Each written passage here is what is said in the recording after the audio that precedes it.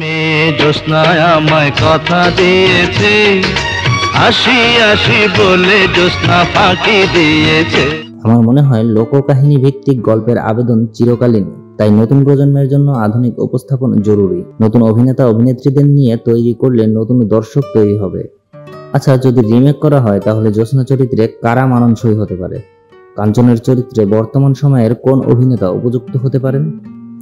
আপনাদের কাছে কি মনে হয় কারা উপযুক্ত?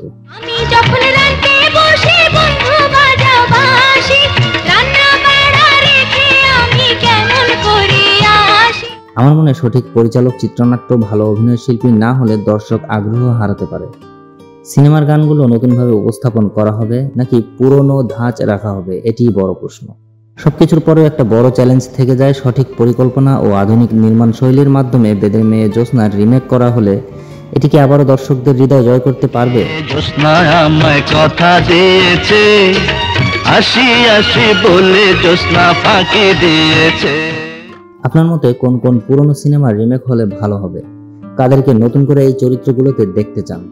কমেন্টে জানান আপনার মতামত। এই আলোচনাটি কেমন লাগলো জানাতে ভুলবেন না। দেখা হবে পরবর্তী ভিডিওতে।